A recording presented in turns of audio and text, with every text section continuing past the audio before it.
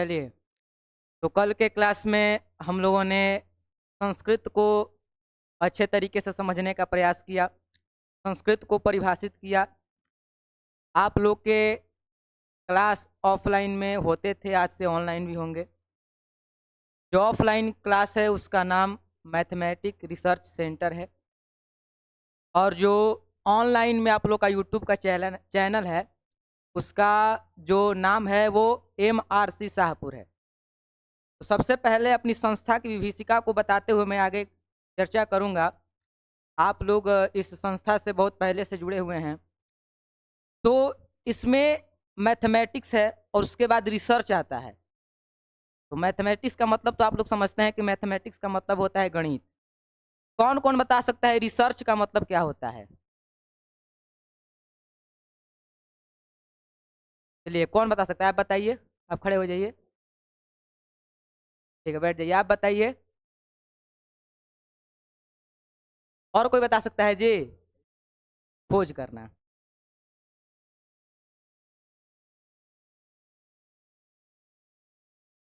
वास्तव में रिसर्च का मतलब खोज करना नहीं होता, अनुसंधान करना भी नहीं होता है। देखिए कितना प्यारा लॉजिक है और आपके सामने दिखाई दे रहा है, और आप लोग उसको समझ नहीं पाते हैं। वास्तव में जो सर्च लिखा हुआ है इसी का मतलब होता है खोज करना, और जो री है, री का मतलब होता है फिर से या फिर पुनः, फिर से अथवा पुनः।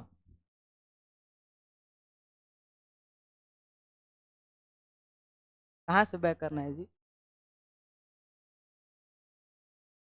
री का अर्थ होता है फिर से अथवा पुनः,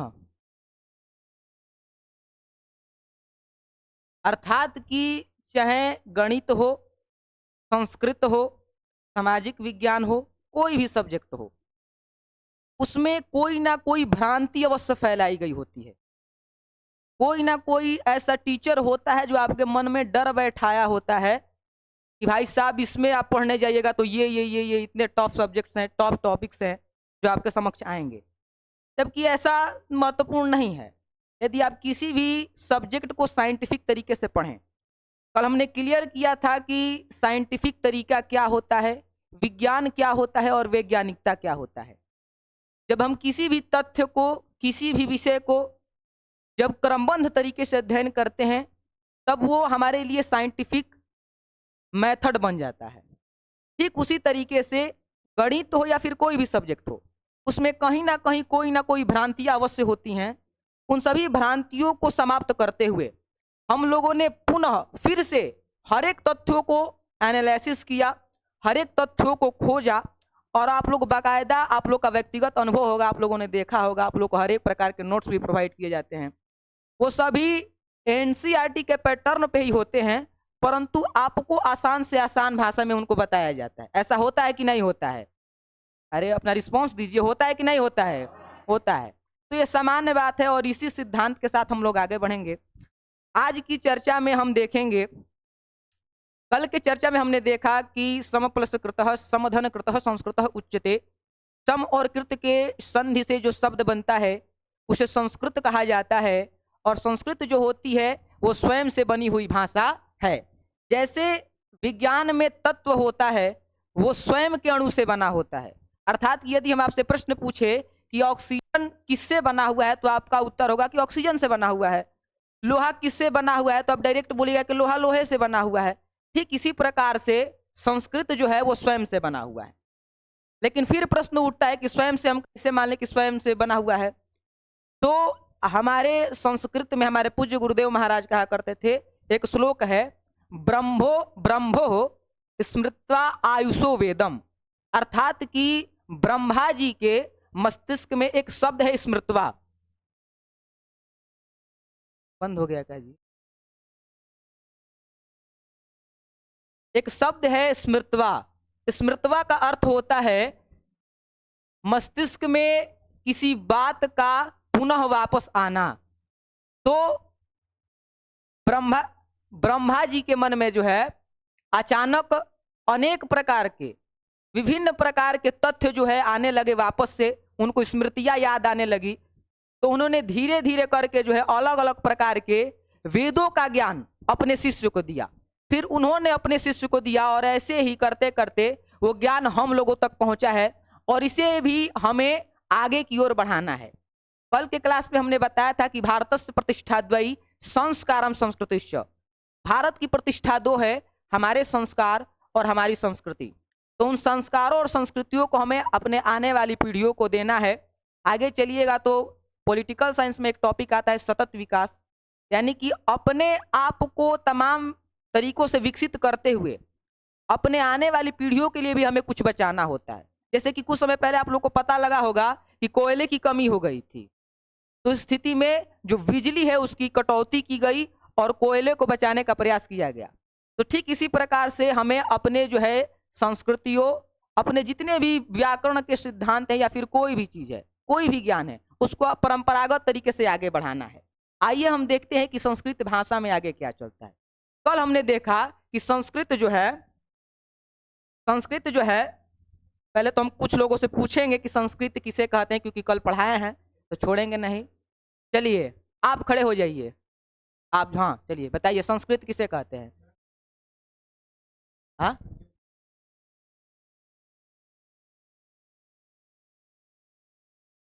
बताइए संस्कृत किसे कहते हैं। बहुत सुंदर। अब प्रश्न उठता है कि स्वयं से बनी हुई भाषा संस्कृत कहलाती है। बैठ जाइए आप। तो भाषा क्या है, कौन कौन बता सकता है कि भाषा क्या है। चलिए आप बता सकते हैं, और बताइए कौन कौन बता सकता है भाषा किसे कहते हैं। बताइए आप भाषा किसे कहते हैं। बैठ जाइए आप, बताइए भाषा किसे कहते हैं। चलिए समान अर्थ में दोनों व्यक्तियों ने सही बताया, आप भी बताइएगा, बताइए।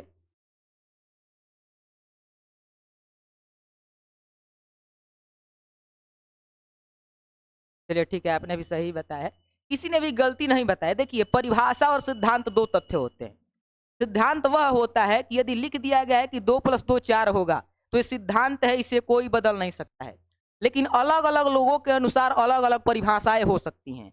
तीनों लोगों ने बताया, एकदम सही बताया। यदि आप भी जो मन में सोचते हैं वो सामान्य रूप से वो भी बिल्कुल सही है, वो गलत नहीं है। लेकिन भाषा होता क्या है हम भी वही बताएंगे, लेकिन थोड़ा तरीका अलग होगा। भाषा क्या है देखिएगा ध्यान से।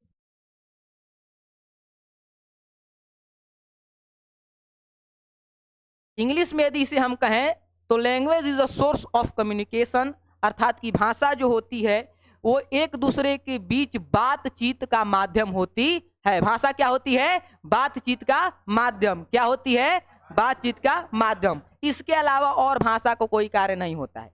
अर्थात कि संस्कृत भी प्रारंभिक समयों में, प्राचीन काल में, वैदिक काल में केवल बातचीत का माध्यम था और इससे ज्यादा और कुछ नहीं था। लेकिन जब कोई भी भाषा उत्पन्न होती है तो उसके दो पक्ष होते हैं। कौन कौन से पक्ष होते हैं उसके बारे में मैं चर्चा करूंगा, लेकिन मैं ये पहले आप लोग को बता दूं कि भाषा के मुख्यतः कितने प्रकार होते हैं, 3 प्रकार होते हैं। कितने प्रकार होते हैं, 3। इन तीनों को समझने के लिए हम लॉजिक लेते हैं। अभी प्रकार का आपको बताएंगे नहीं कौन कौन सा प्रकार है। देखिए एक नदी है, क्या है, नदी। अब हम सबसे पहले लॉजिक लेंगे। यदि आप लॉजिक समझ जाइएगा तो आपको कॉन्सेप्ट अच्छे से समझ में आ जाएगा। एक नदी है, इस नदी को पार करने के 3 माध्यम है। कितने माध्यम है, 3 माध्यम है। एक जो है वो नाव है, एक खुद से तैरना है, और एक जो है वो पुल है। अब देखिए व्यक्ति इस पार खड़ा है, व्यक्ति नदी के इस पार खड़ा हुआ है। यदि वो पुल से उस पार जाता है तो नदी पार करने का माध्यम क्या बन गया, पुल। क्या बन गया, पुल। बोलना है, जब तक आप नहीं बोलिएगा तब तक हमारा कॉन्फिडेंस जागृत नहीं होगा। आपको बोलना पड़ेगा। यदि हम नदी को यदि पुल के माध्यम से पार करते हैं तो नदी पार करने का माध्यम क्या हो जाएगा, पुल हो जाएगा। यदि हम इसी नदी को नाव के माध्यम से पार करेंगे तो नदी पार करने का माध्यम क्या हो जाएगा, नाव। और यदि इसी पुल को हम खुद से तैर करके पार करेंगे तो नदी पार करने का माध्यम क्या हो जाएगा, तैरना। ठीक इसी तरीके से जैसे जैसे माध्यम बने वैसे ही भाषा के प्रकार बनता चला गया। सबसे पहले हम लोगों ने संकेत के द्वारा आपस में बातचीत करना प्रारंभ किया, जैसा कि जानवर करते हैं। आप लोग हिस्ट्री में कहीं ना कहीं अवश्य सुने अथवा पढ़े होंगे कि हम लोग का भी उद्भव जो है वो जानवरों के द्वारा ही हुआ है।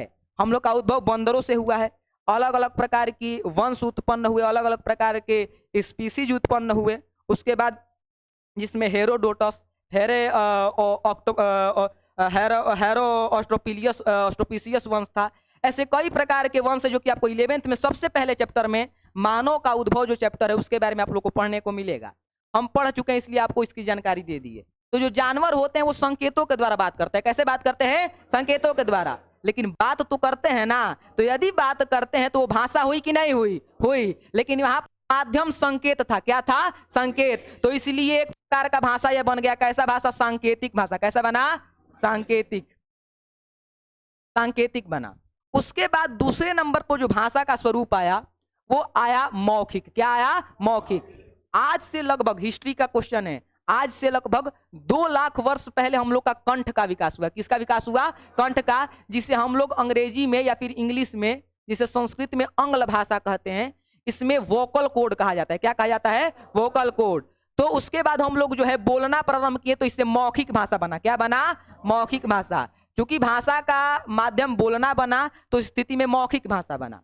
फिर तीसरे नंबर पर जो आया वो हम लोगों ने सबसे पहले संकेतों में बातचीत करना प्रारंभ किया, फिर हम लोगों ने बोलने का कार्य किया। जब ये दोनों कार्यों की अवधि प्रारंभ हो गई, प्रारंभ होने के बाद समाप्त हो गई, उसके बाद जो भाषा का स्वरूप आया वो लिखित आया। क्या आया? लिखित। अब देखिए एक यहाँ पर साइंटिफिक चीज है। क्या है? जैसे जैसे हमारे मस्तिष्क का विकास होता गया वैसे वैसे हम लोग आधुनिक होते गए। सबसे पहले हम लोग का मस्तिष्क उतना संकुचित था कि हम लोग केवल संकेतों के द्वारा बातचीत कर सकते थे। फिर हम लोग का मस्तिष्क थोड़ा आगे बढ़ा। देखिए यहाँ पर कॉन्सेप्ट में भी है। सबसे पहले हम लोग तैर करके जाते थे, फिर हम लोग का मस्तिष्क आगे बढ़ा तो हम लोगों ने नाव का प्रयोग किया। फिर हम लोग का यदि मस्तिष्क आगे बढ़ा तो इंजीनियर साहब लोग आए, वो उन्होंने पुल का निर्माण कर दिया। तो देखिए लॉजिक दोनों एकदम कॉन्सेप्ट यहाँ पर बैठ रहा है, आप लोग को ध्यान देना है। तो जैसे ही हम लोगों ने मौखिक के बाद आगे बढ़े, हम लोग का ज्ञान बढ़ा, मस्तिष्क का विस्तार हुआ, तो आ गया भाई साहब लिखित भाषा। क्या आ गया? लिखित भाषा। यानी कि आज जो हम लोग भाषा का प्रयोग करते हैं वो इस भाषा का नहीं बल्कि मौखिक और लिखित भाषा का प्रयोग करते हैं। हम जो अभी आप लोग को बोल करके बता रहे हैं ये कौन सा भाषा है? मौखिक भाषा।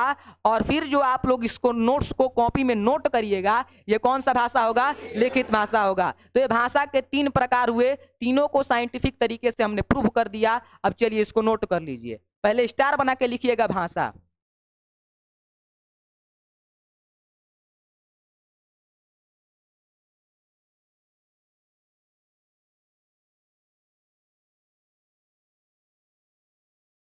स्टार बना के लिखिएगा भाषा।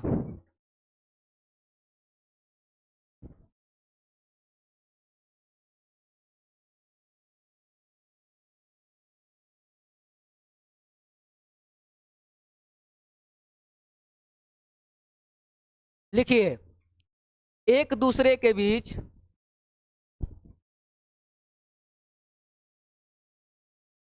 एक दूसरे के बीच बातचीत के माध्यम को ही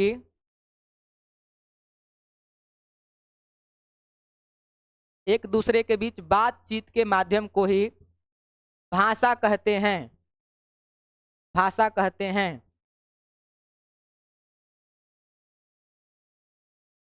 एक बार फिर से सुन लीजिए, एक दूसरे के बीच बातचीत के माध्यम को ही भाषा कहते हैं। उसके नीचे स्टार बनाइए, लिखिए भाषा के प्रकार।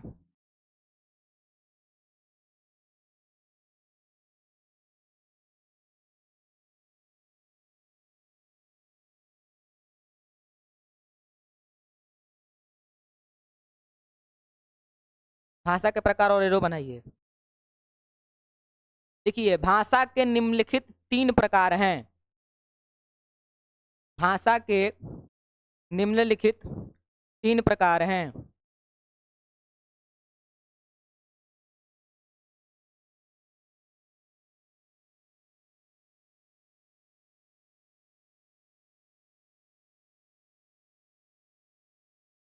भाषा के निम्नलिखित 3 प्रकार हैं। अब लिखना नहीं है, यहाँ पे भाषा लिखिए और वैसे ही 3 एरो निकालिए, 3 एरो निकाल करके बना लीजिए। मौखिक भाषा, सांकेतिक भाषा और लिखित भाषा जैसे बना हुआ है उसे कर लीजिए।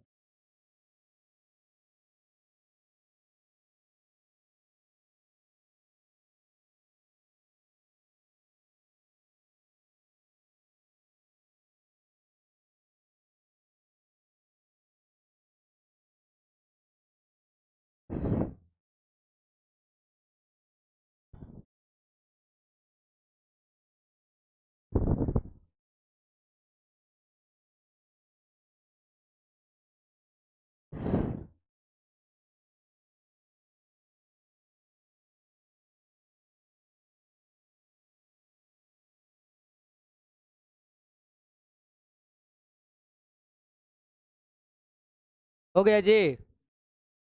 एक बार फिर से भाषा को समझ लेते हैं, फिर हम पूछेंगे, उसके बाद आगे बढ़ेंगे।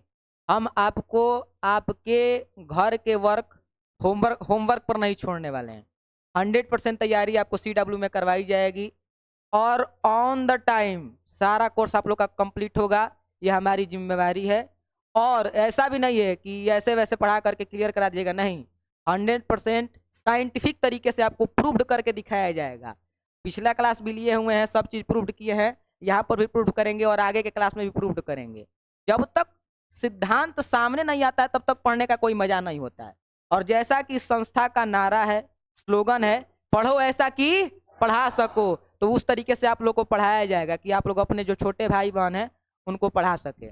अब आते हैं मुद्दे पर। सांकेतिक भाषा, कोई पूछ दे कि सांकेतिक भाषा क्या है, तो जब हम लोग एक दूसरे के बीच बातचीत करते हैं और वो संकेतों के द्वारा करते हैं तब उसे सांकेतिक भाषा कहा जाता है।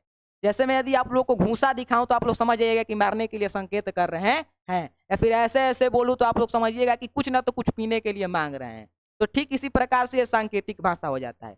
अभी आप लोग को हम लेक्चर दे रहे हैं, मौखिक भाषा हो गया, और जो अभी अभी आप लोगों ने नोट्स बनाया वो लिखित भाषा हो जाता है। तो यदि हम परिभाषा आप लोग को नहीं लिखवाएंगे, 10th क्लास का आप लोग स्टैंडर्ड लिए हुए हैं, आप लोग को समझना है, कॉन्सेप्ट को समझना है। समझिए ध्यान से।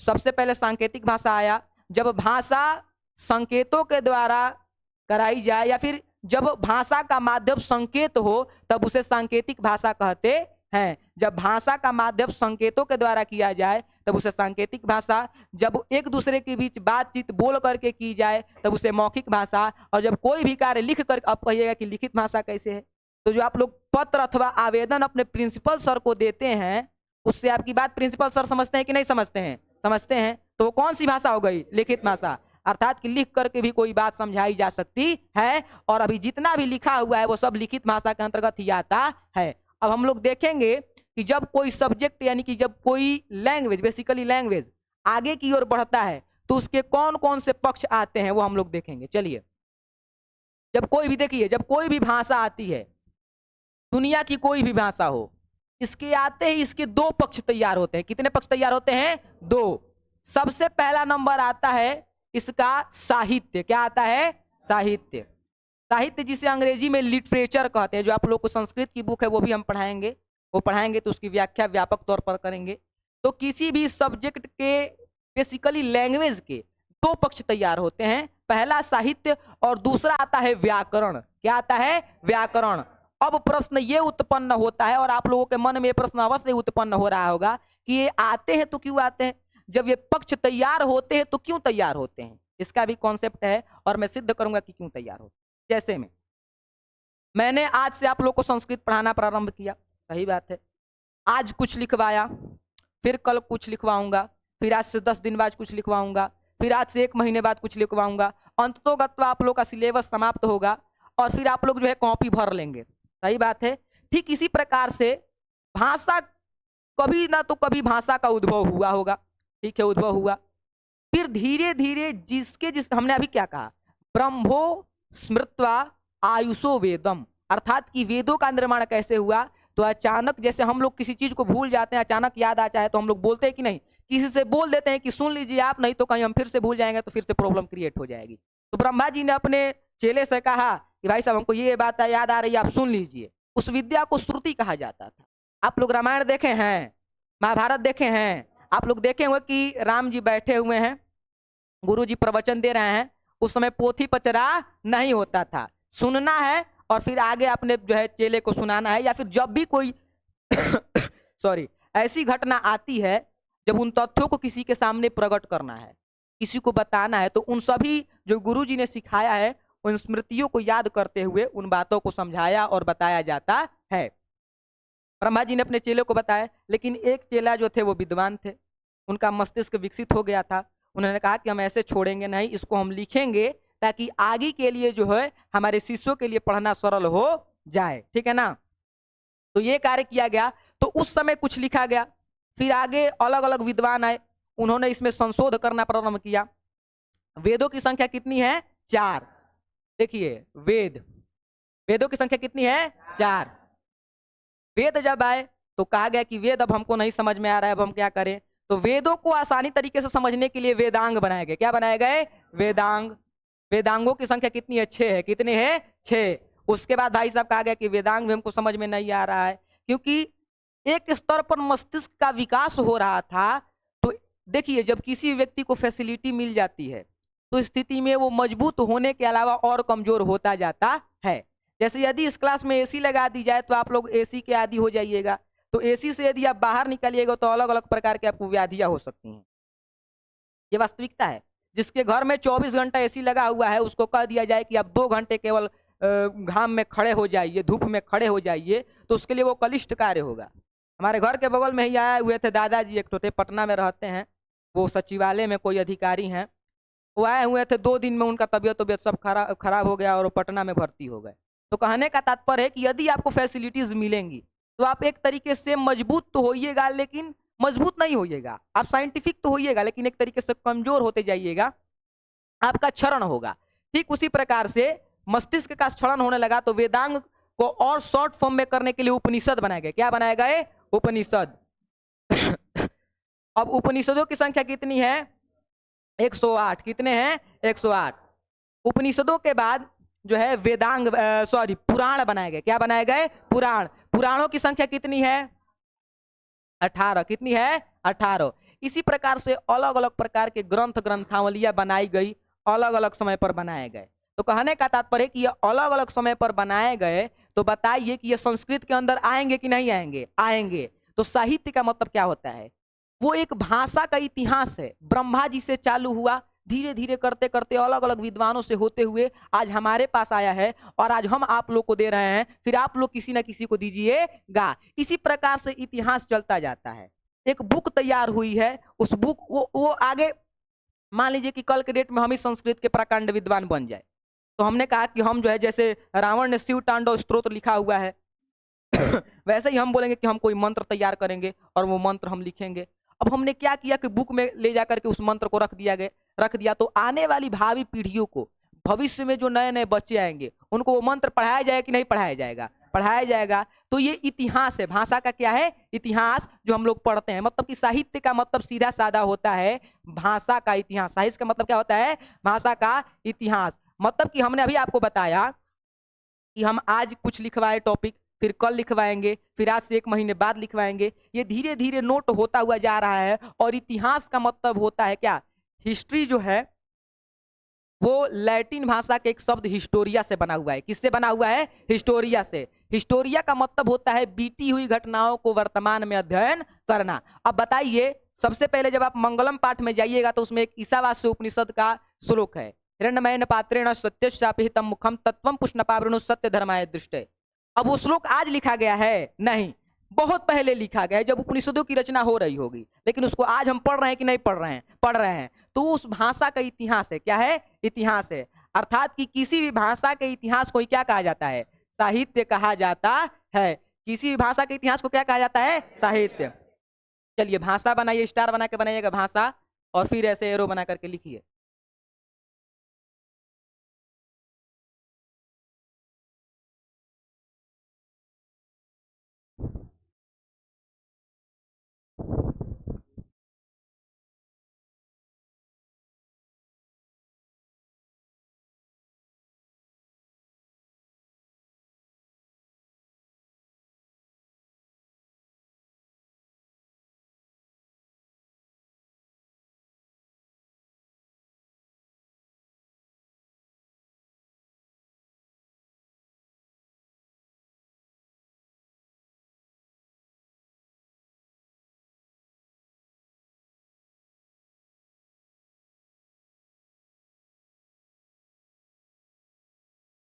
इतना ही आप लोग को लिखना है, ये आगे हम लिखवाएंगे साहित्य क्या होता है।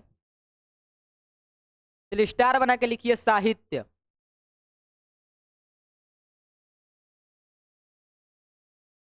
साहित्य।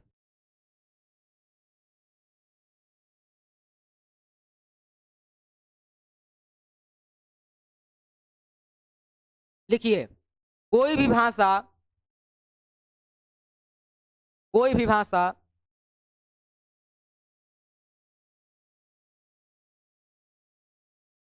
एक निश्चित बिंदु से, एक निश्चित बिंदु से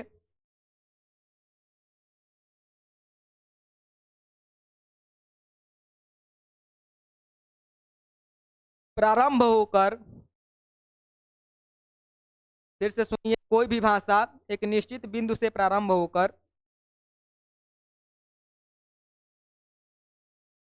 अनिश्चित काल तक चलती है। अब थोड़ा रुक जाइएगा, सुनिए आप ध्यान से, सुनिए सुनिए, कोई नहीं लिखेगा जी। हमने कहा कोई भी भाषा एक निश्चित बिंदु से प्रारंभ होकर के अनिश्चित काल तक चलती है। अब यहाँ पर अनिश्चित काल क्यों बोला गया, कोई बता सकता है? अनिश्चित काल चलता रहेगा, आगे समय तक अलग अलग, अच्छे से बैठिए। आगे अभी हम विद्वान हैं, हमने कुछ लिखा, हमारे चेला हुए, उन्होंने कुछ लिखा, फिर आने वाले समय में कई लोग आते जाएंगे और अलग अलग प्रकार की कृतियां देते जाएंगे, यानी कि अलग अलग प्रकार की रचनाओं को करते जाएंगे। यानी कि भाषा कभी रुकती नहीं है, बस वो प्रारंभ होती है, रुकती नहीं है। चलिए लिखिए, क्या लिखवा है जी? अनिश्चित काल तक चलती है यदि, यदि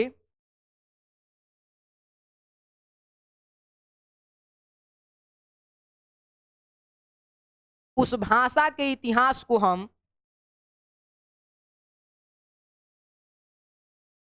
उस भाषा के इतिहास को हम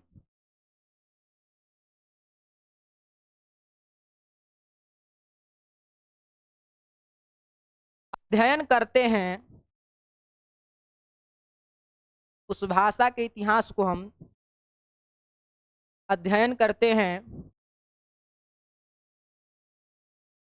तो वह साहित्य कहलाता है।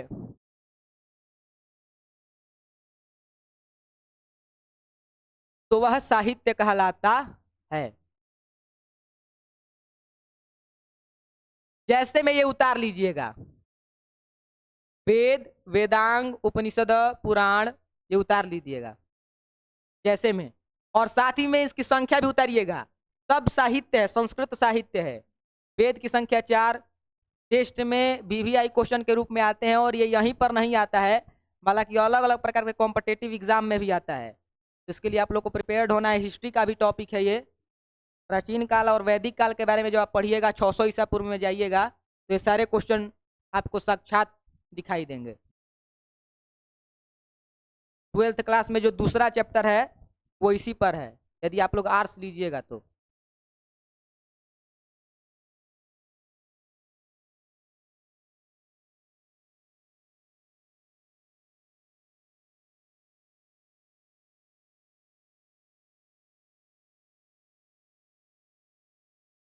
हो गया जी। यानी कि यदि हम मूल रूप से देखें कि साहित्य क्या होता है, तो किसी भी भाषा का जो इतिहास होता है वही साहित्य कहा जाता है, जिसे अंग्रेजी में लिटरेचर कहा जाता है। ये पहला पक्ष हो गया कि भाई साहब भाषा चलते आ रही है। चूंकि हम वर्तमान में अध्ययन कर रहे हैं, हम लोग के पास जो बुक है ट्यूसम भाग 2 है, ट्यूसम भाग 1 आप लोग को 9th में पढ़ा दिया गया है। तो ये जो हिस्ट्री है, जो हम लोग के पीछे के जो वेद, वेदांग, भागवत, महापुराण और अलग अलग प्रकार के विष्णु पुराण, गरुड़ पुराण, इसके जो तथ्य हैं, जो श्लोक्स वगैरह हैं, वो हमारे सामने आएंगे। तो ये सब जितना भी है वो इतिहास है, और इसे ही जो है वो साहित्य कहा जाता है। यानी कि अभी हम आपसे पूछेंगे कि साहित्य क्या होता है, एक बार फिर से सुन लीजिए। किसी भी भाषा के इतिहास को ही साहित्य कहा जाता है। किसी भी भाषा के इतिहास को क्या कहा जाता है? साहित्य कहा जाता है। चलिए आप खड़े हो जाइए, आप खड़े हो जाइए, बताइए साहित्य किसे कहते हैं, बताइए। इतिहास को, बहुत सुंदर, बैठ जाइए, आप खड़े हो जाइए, आप खड़े हो जाइए, हाँ आप खड़े हो जाइए, आप ही, चलिए आप ही बताइए।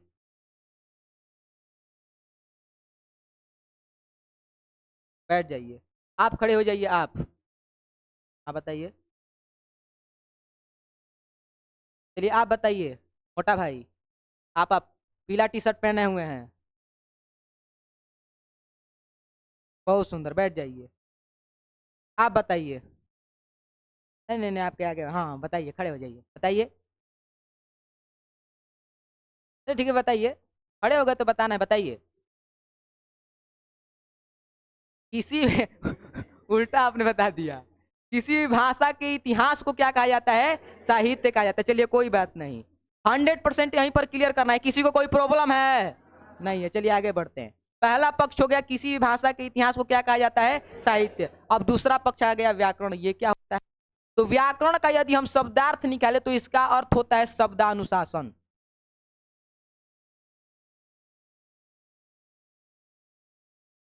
अब शब्दानुशासन का मतलब क्या होता है? पहले ये बताइए किसको किसको पता है कि व्याकरण किसे कहते हैं? डरना नहीं है। क्या आप बता सकते हैं? और कौन बता सकता है व्याकरण किसे कहते हैं? चलिए आप बता सकती हैं। और कोई बता सकता है? और कोई अभी बता सकती हैं? आप ही खड़े हो जाइए, बताइए व्याकरण किसे कहते हैं? भाषा। चलिए बताइए, ठीक है।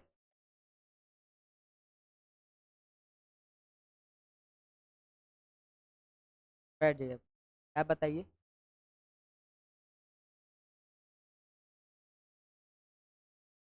चलिए ठीक है, बैठ जाइए, आप बताइए व्याकरण किसे।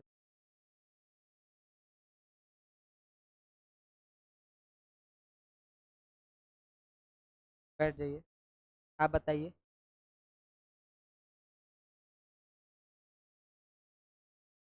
चलिए ठीक है, आप लोगों ने बताया, आप लोगों ने, आशा करता हूँ कि आप लोगों ने ये सिद्धांत अथवा ये थ्योरी अथवा ये परिभाषा 10th क्लास में नहीं पढ़ा होगा। आप लोग 10th क्लास का स्टैंडर्ड लिए हुए हैं। अब नई परिभाषा हम अपना दे रहे हैं, वो लीजिएगा। इंग्लिश में यदि बोले तो ग्रामर इज द रूल और law which determine the sentences and part of speech.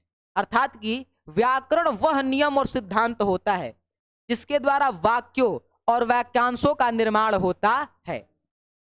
हम लोग हिंदी बोलते हैं, क्या हम लोग सारा हिंदी शुद्ध ही बोलते हैं? देखिए, आप लोग जरूर पढ़े हुए हैं, बचपन में पढ़े होंगे। जब क ख ग पढ़ रहे होंगे, स्वर व्यंजन पढ़ रहे होंगे, तो आप लोग 3 प्रकार के स के बारे में पढ़ा होगा आप लोगों ने। तालव्य स, मूर्धन्य स और दांती स। 3 प्रकार के स हैं। और तीनों का प्रोनाउंसिएशन अर्थात कि तीनों का उच्चारण 3 प्रकार से होता है। अभी आप लोगों ने बताया व्याकरण शुद्धतम रूप से बोलने, शुद्धतम रूप से लिखने और शुद्धतम रूप से पढ़ने का ज्ञान कराता है। वो बिल्कुल गलत नहीं है, वो बिल्कुल गलत नहीं है।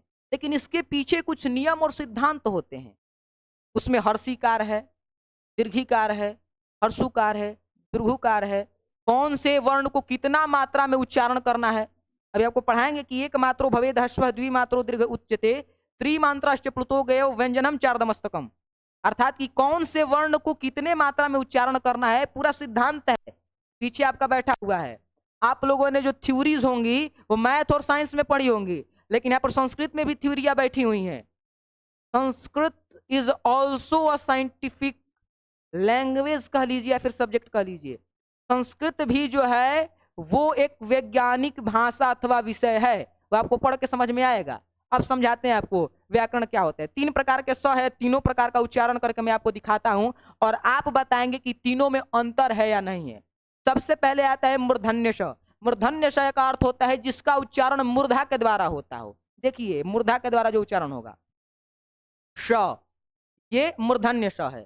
फिर तलावी स आता है श, उसके बाद दांती स आता है स। अब मैं तीनों को एक बार में बोलकर दिखाता हूं, शांति रहिएगा, सुनिएगा और अनुभव कीजिएगा कि तीनों के उच्चारण में अंतर हो जाएगा। देखिए, श स स, तीनों में अंतर आया कि नहीं आया? ध्यान से सुनिए, श स स, तीनों में अंतर आया कि नहीं आया? एक मूर्धा के द्वारा बोला जा रहा है, तालु के ऊपर मूर्धा होता है, मूर्धा के नीचे तालु होता है और तालु के नीचे जो होता है वो दंत होता है।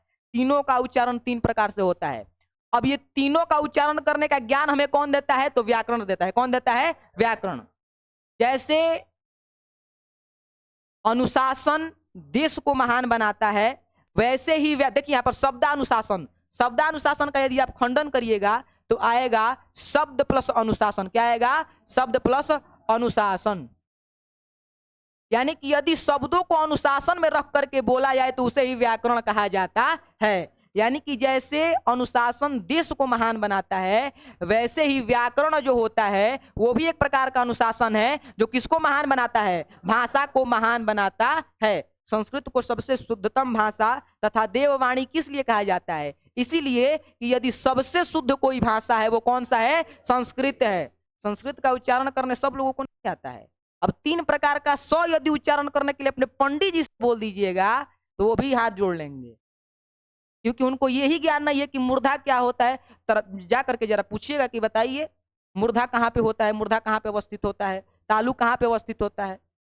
ये वास्तविकता है और इसे जा करके क्रॉस चेक जरूर आप लोग को करना चाहिए। जा करके चेक करिएगा, पंडित जी से पूछिएगा। हम बोल रहे हैं ना, हम कल बताए थे ना, आपको इतना हम नॉलेज दे देंगे कि आपके अंदर इतना कैपेबिलिटी हो जाएगा कि आप अपने पंडित जी के साथ, जो संस्कृत का विद्वान होगा, उसके साथ शास्त्रार्थ कर सकते हैं। जो हम लोग कहते हैं ना डिबेट जिसे कहा जाता है, हमने कल भी बताया था। आप लोग जो करते हैं उसे दूसरा चीज बताया जाता है, वो भोजपुरी का यहाँ पर प्रयोग नहीं करेंगे। लेकिन जो वास्तव में डिबेट होता है उसका मतलब होता है बहस। अलग अलग प्रकार के तर्कों को लाया जाता है। आप तर्कों को सिद्ध करके दिखला दीजिए, हम आपकी बात मान लेंगे। तो उस तरीके से आपको तैयार किया जाएगा और ऑन टाइम आपका सिलेबस खत्म कराया जाएगा। मुद्दे पर आता हूं, व्याकरण क्या होता है? तो याद रखिएगा, आप लोगों ने सही बताया कि भाई साहब शुद्ध शुद्ध बोलना, लिखना, पढ़ना व्याकरण कहलाता है। लेकिन शुद्ध शुद्ध बोलने, लिखने और पढ़ने के लिए किसी न किसी नियम और कानून की आवश्यकता होगी। यदि नियम और कानून नहीं होंगे तो कोई भी उन नियमों और कानूनों को मानेगा ही नहीं। कैसे भी मन कर देगा, बोल देगा, तो उस स्थिति में वो शुद्ध नहीं कहा जाएगा। शुद्ध की पहचान करने के लिए नियम और कानून बनाए गए हैं। जैसे आपको तत्व और यौगिक की पहचान करनी है तो किस विधि का आप लोग प्रयोग करते हैं बताइए तो जरा, साइंस में बताइए। धातु और अधातु निकालते हैं ना आप लोग, कैसे निकालते हैं बताइए? इलेक्ट्रॉनिक विन्यासों के जरिए निकाला जाता है। उसका सूत्र होता है 2882, आप लोगों ने पढ़ा होगा 9th क्लास में। समझ में आया कि नहीं? तो वैसे ही हर एक चीज की जांच करे खातिर कोनो ना तो कोनो, अब अपना लैंग्वेज में आ जाओ, हर एक चीज के जांच करे खातिर कोनो ना तो कोनो भाषा सिद्धांत बनावल गईल बा, कोई ना कोई विधि है। वैसे ही आप शुद्ध बोल रहे हैं, शुद्ध पढ़ रहे हैं या फिर शुद्ध लिख रहे हैं, इसके लिए एक पैमाना बनाया गया है। और जो पूरा पैमाना है जहां पे रखा जाता है वही क्या कहलाता है? व्याकरण कहलाता है। क्या कहलाता है? व्याकरण। तो अब यदि कोई बोले कि शुद्ध शुद्ध बोलना, लिखना, पढ़ना यदि व्याकरण कहलाता है तो आप कहिएगा कि देखिए गुरुजी, आप बिल्कुल सही बता रहे हैं लेकिन आप सही नहीं बता रहे हैं। आप बिल्कुल सही बता रहे हैं लेकिन आप सही नहीं बता रहे हैं। क्यों नहीं बता रहे हैं? क्योंकि कैसे आपको पता चला? अच्छा चलिए बताइए, हमने एक वाक्य बोला राम आम खाता है, हमने सही बोला क्या? हमने सही बोला? सीता जाती है, सीता जाती है, दोनों में अंतर है। एक सीता का अर्थ होता है चीनी और एक सीता जो नाम है, अब दोनों में अंतर है। हर्षिकार से जो सीता होता है, देखिए दोनों सीता में अंतर है। एक यदि हर्षिकार से यदि हम सीता लिखते हैं इसका अर्थ चीनी होता है, और जो दुर्घिकार से हम सीता लिखते हैं इसका अर्थ क्या होता है? जो नाम हम लोग बोलते हैं। अब दोनों में अंतर है। एकमात्रो भवेद ह्रस्व, यहाँ पर ह्रस्व स्वर का प्रयोग किया गया है और ह्रस्व स्वर के उच्चारण में एक मात्रा का स्वर लगता है। द्विमात्रो दीर्घ उच्चते, अर्थात कि हम लोग इसको दीर्घ ही कहते हैं ना जी, इसको ह्रस्वई कहते हैं ना हम लोग। तो ह्रस्वई मतलब का छोटी, और छोटी जो है, जो छोटा होता है वो एक है और जो बड़ा हो जाएगा वो दो हो जाएगा। इसके बारे में हम व्याख्या करेंगे, लेकिन अभी इतना ही समझ लीजिए। तो ह्रस्वई का यदि आप उच्चारण करते हैं तो उसका अर्थ दूसरा निकलेगा, जबकि दीर्घई का उच्चारण करेंगे। अब हमने कहा कि भाई साहब आपने कैसे निकाला? तो हमने कहा कि व्याकरण में सारे नियम प्रस्तुत किए गए हैं और उन्हीं नियमों के द्वारा हम पता लगा रहे हैं कि ह्रस्वई आप सही बोल रहे हैं, दीर्घई का उच्चारण आप सही कर रहे हैं, लिख रहे हैं तो सही लिख रहे हैं कि लिख रहे हैं कि गलती लिख रहे हैं। यानी कि जो भ्रांति है, जो रूढ़ियां हैं, वो आपके दिमाग में से अब हटा दी गई। व्याकरण का मूल अर्थ क्या होता है? व्याकरण वह विद्या होती है अथवा व्याकरण वह ज्ञान होता है जो किसी भी भाषा को शुद्धतम रूप से ले चलने के लिए कुछ नियम और सिद्धांत प्रस्तुत करता है। क्या प्रस्तुत करता है? नियम और सिद्धांत। तो ये स्टार बनाइए और लिखिए व्याकरण।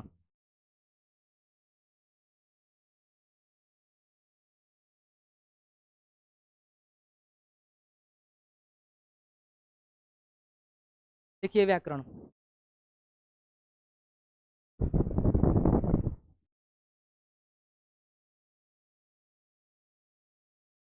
देखिए, व्याकरण वह नियम और सिद्धांत होता है, व्याकरण वह नियम और सिद्धांत होता है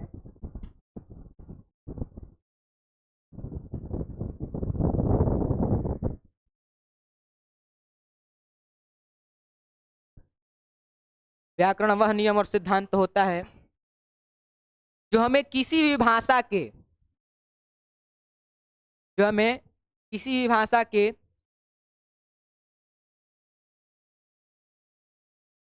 शुद्धतम रूप को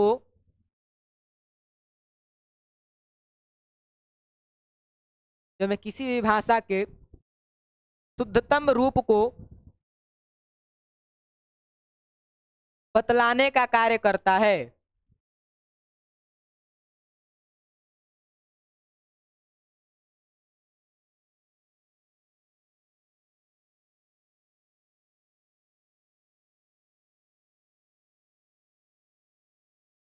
एक बार फिर से सुन लीजिए, व्याकरण वह नियम और सिद्धांत होता है जो हमें किसी भी भाषा के शुद्धतम रूप को बतलाने का कार्य करता है।